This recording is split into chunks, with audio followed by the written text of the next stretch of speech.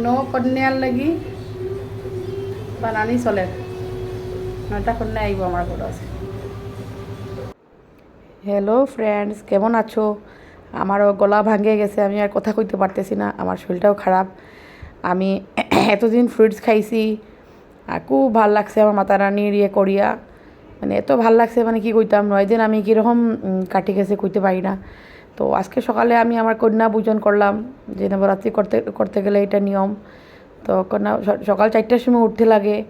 হ্যাঁ, সকাল 4টার সময় উঠি আমি চানা টুনা বানাইলাম, মাতা রানীর একটু পূজা দিলাম, ভোগ দিলাম। তো খুব ভাল লাগছে। 9টা কন্যা আইছে আমার ঘরে, মা দুর্গা আইছে। তো খুব ভাল লাগছে। যারা যারা নবরাত্রি করে ওরা তো আরও ভালো বুঝবো যে এত যেন মানে পুণ্য এটাতে করাটা, যে 9টা মেয়ের পাও ধুইয়া ইয়ে করা। আর এখানে দিল্লিতে আসি আমি এটা করছি, আগে এটা আমি কোনোদিন করছি না। তো ওই যে বাচ্চা বাচ্চা মেয়েরা আলতা লাগাই দিলাম, পা ধুইয়া দিলাম, খুব ভালো লাগছে। তো আমি একটু শেয়ার করি সব বন্ধুরার সাথে, যেহেতু আমি সব কিছু শেয়ার করি। তো আজকে আমি একটু খুব ব্যস্ত, তো কেউরে আমি আর মানে কোনো কমেন্টই দিতে পারলাম না। তো আমার একটু শরীরটাও খারাপ করে লিছে। তো এতদিন ফল টল খাইছি, এবার 9 দিন কীরকম কাটি যায় নিজেই বোঝা যায় না। এলো অত মানে মনটা ইয়ে লাগে, এত মানে আনন্দ লাগে, কী করবো আর কিছু কর না। তোমার অরাটাই চেঞ্জ হয়ে যায়। তোমার 9 দিন মানে পুরো একদম মার শক্তি একটা মানে আসে, এটা পুরা শক্তি মানে আজকে বুঝলাম এটা, যে এত শক্তি আমার মা মানে দুর্গা মার এত শক্তি, মাতা রানীর এত শক্তি, মানে বলে বুঝাইতে পারতাম না। তো যারা যারা আমার এই ব্লগটা দেখবা তারা বুঝতে পারবা, যারা যারা করে এরাও বুঝতে পারবো যে এইটার মধ্যে এত মানে পবিত্র জিনিস, মানে এত ভাল লাগে। তো আমি একটু সুন্দর, যেহেতু আমি একটু ভিডিও করছি কয়েকটা, তো একটু বন্ধুরার সাথে শেয়ার করি। তো খুব ভাল লাগছে। আবার গেছি আমি নবমী এটা শেষ করি, আর সকাল 8:30 9টার ভিতরে আমার শেষ হয়ে গেছে।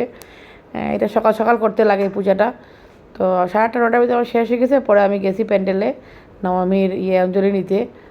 তো খুব ভাল লাগছে, আর বহুত পরিশ্রম হয়ে গেছে। আর পূজার সময় তো সবাই ব্যস্ত, আমরা বাঙালি মানুষ আরও বেশি। নর্থ ইন্ডিয়ানরা তো এখানে তো পুরো একদম ভেজ, আর পেঁয়াজ না রসুন না কিচ্ছু না। ফার্স্ট এক্সপিরিয়েন্স আমি যখন আসামে আসছিলাম, আসামে তো তখন তো পেঁয়াজ রসুন সব মাসুস হইলো। এখানে যারা আছে, কালকে মানে একটা শেয়ার করি একটা ঘটনা। আমার একজন আমরা সাথে একজন গেছে আমাদের প্যান্ডেলে, ওরা নর্থ ইন্ডিয়ান। তো দেখছে প্যান্ডেলে গিয়ে মাংস বোনের, আর তার এত খারাপ লাগছে, কইসা তোমরা এই নবরাত্রির সময় কেলে গিয়ে মাংস খাও, মাছ খাও। তো আমি বলছি না, আমরা একটু কালচারটা এরকম, আমরা বাঙালি, কলকাতাতে বেশিরভাগই মাছ হয়, তো মা আসছে আমাদের ঘরে। তো তো ওরা কালচারটা একটু অন্যরকম, ওরা একদম ভেজ খায়, কোনো পেঁয়াজ না রসুন না। তো ভালো লাগে। আমি যেখানে থাকি এখানে মাছ পাওয়াও যায় না। আর এটাই যে ছোটো ছোটো বাচ্চারাগুলো দেখুন কী ভালো লাগতেছে। এগুলো বেশিরভাগই আমার মানে ছাত্রী আছে, স্টুডেন্টরাই। তো ওরা সকাল সকাল এসে পড়ছে ওরা, আর গিফট পাইয়া তো ওরা কী খুশি কী খুশি, মানে কী কইমু আর। এরা দিয়া আমারও ভাল লাগছে, আমারও মনটা খুব আনন্দ লাগছে। যে মা দুর্গা সবাইরে ভালো রাখো।